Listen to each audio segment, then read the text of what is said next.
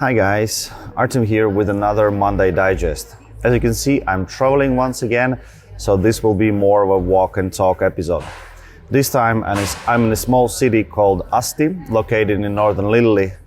It's known for its wine and food festivals.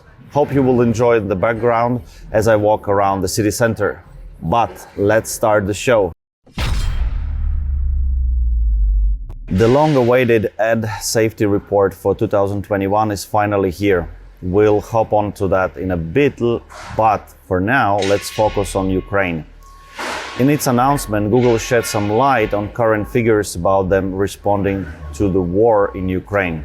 So far, Google has blocked more than 8 million ads related to the war in Ukraine. And not only that, but they also removed ads from more than 60 state media sites. In SEO news this week, Google Search Central has posted an interesting piece of information for us digital marketers to be aware of. The new SEO Hangout with John Mueller is for anyone to see on YouTube, as he answers the most common questions regarding SEO practices. But why should you care? Well, you really should. After all, he's none other than Google's search spokesperson. If not him, then who really? Here his answers to the most common questions about structured data, crawling, indexing, duplicate content, multilingual, multi-regional sites, you name it. And as always, we're happy to share, so head down to the description box below. Google is experimenting once again. This time it is with the good old infinite scrolling. I can already see SEO geeks being intrigued for sure. Unlike the last October, infinite scrolling is being tested on desktop instead of mobile. This is especially juicy news for those hanging on the second and third page of search results, as it's expected to bring more traffic to those sites. So, glue your eyes to the traffic data and see whatever you get lucky. The travel season is on. Here are our favorite new features of Google Travel to help you with your planning. And while you're at it, don't forget to update your Google Business account. The first feature is tracking flight prices for any dates. The idea is simple. Select destination and the dates you are interested in and start tracking prices.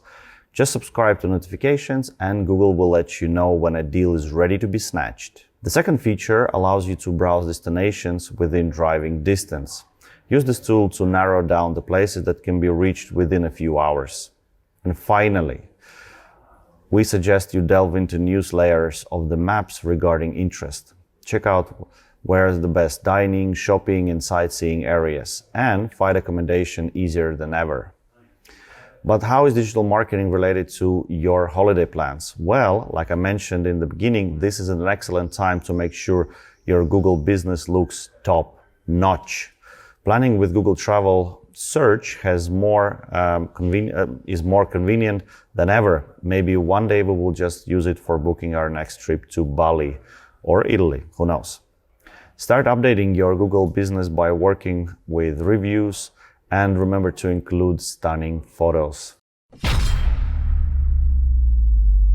Now that SEO is out of the way, let's jump into what's hot in PPC. Remember we briefly touched upon annual ad safety report? If you do, then thank you very much for watching video so far. Google has said that it has blocked or removed over 3.4 billion ads. That's billion, not million. These ads naturally violated Google Ads policies and the number game continues. Over 5.7 billion ads were restricted and over 5.6 million ads accounts were blocked. Any fool can imagine that the most common violations were abusing the ad network, adult content, and trademarks. And what's the deal, you say? Well, when compared to 2020, the number of suspended accounts grew by 229% in 2021. Keep your ad account safe by following the rules and keeping up with our weekly releases. The Monday Digest is on a roll, and what's better way to boost it up even more is to continue with the hottest topics currently in digital marketing sphere, and that is Microsoft advertising. We already talked about their quarterly earnings and annual Elevate event. By the way, if you haven't watched it, see it here somewhere, I think.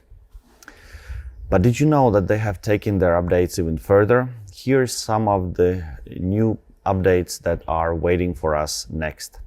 Overall, now the Microsoft Audience Network is available in 64 markets worldwide, which is cool, right?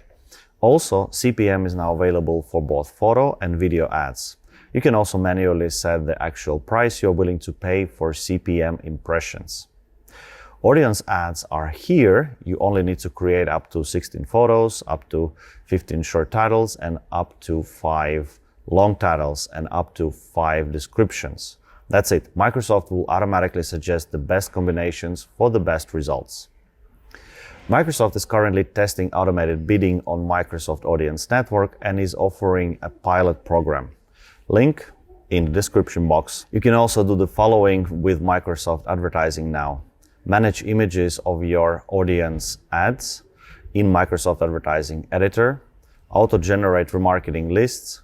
There are 3 types of auto-generated remarketing lists: all visitors, all converters, and smart remarketing. This feature will be rolled out this week. There is much more, so go on and check out all the changes Microsoft published.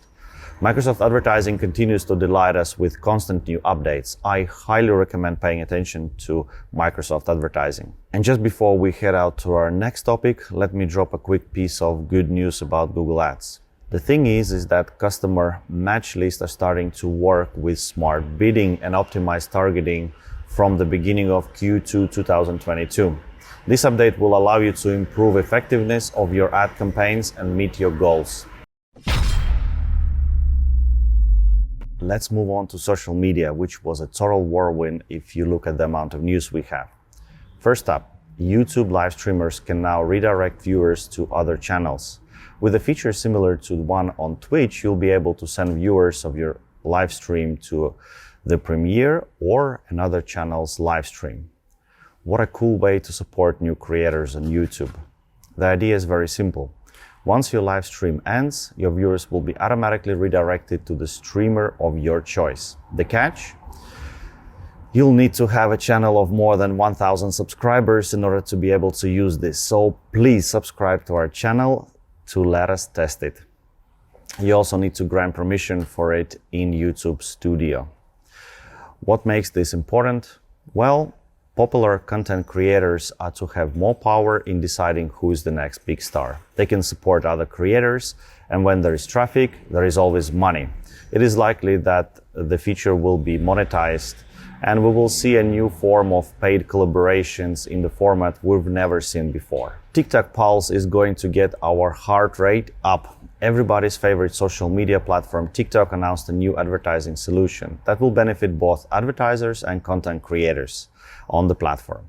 What's the catch? The Pulse is going to show ads on top 4% of the videos currently on the platform, as well as on your For You feed.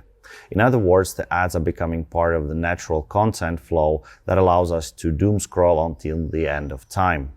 Creators will be getting a slice of the cake as well. TikTok is to share 50% of Pulse revenue with the creators with over 100,000 followers. However, the payouts are said to be small and inconsistent based on the creators' feedback. This feature will be launched in June 2022 in the US, so most of us will have to wait a little bit. Do not forget to follow us to be among the first ones to know when it's up and running. Besides TikTok, it seems that Meta also was on an update roll last week. Meta announced that advanced ad formats and tools are becoming available to small businesses. How exciting is that? Let's dive in a bit deeper. The first is a messaging update. WhatsApp is going to be part of the inbox, which should mean that you'll be able to communicate directly from WhatsApp instead of old messaging platform Facebook still uses. The golden tier here are the updates in lead generation. You'll be able to get quotes on Instagram, do lead filtering with Instaforms, add visual elements to forms, and much more. I'm quite excited about this since I'm always here to support my network in the early stages of business. But let's wait and see how the announcement updates will be working in practice. Do not expect changes at least for 2 or 3 weeks. And a quick Tip to creators in my network: Meta is expanding monetization of Reels with monthly challenges. This applies to the Meta video platform, where original content is going to be rewarded. Meta is also going to provide new insights to track performance. Express your brand. Yes, that's how it's called. What do you mean? The new online training program created by Adobe and Meta to help small businesses in developing and improving their marketing skills online.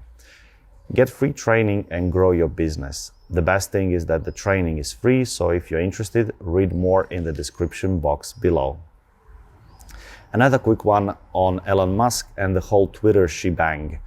It has been said that Twitter could be a paid service for commercial and government accounts. Whatever this will actually happen, we'll probably need to wait and see. And the last one before we wrap up this week's news in social media, we'll jump into tech stuff. Pinterest launched a new TV app for creators to do live streams on their platform. Featured creators will have the opportunity to use multiple devices to achieve various camera angles. See if this is for you and let us know how it went.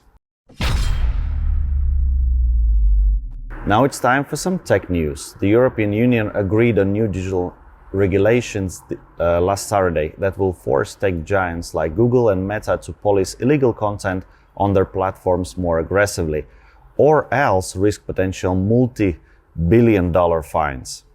A key part of the legislation would limit how digital giants target users with online ads.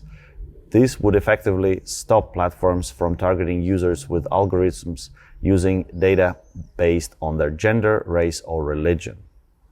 Targeting children with ads will also be prohibited. So-called dark patterns, deceptive tactics designed to push people towards certain products and services, will be banned as well. The law is now subject to a formal approval by EU institutions. It's expected to come into force as early as 2024. This might change everything, so we'll have to wait and see how it pans out. That's it for today, guys. Have a wonderful day and keep learning. Buona settimana. Ciao.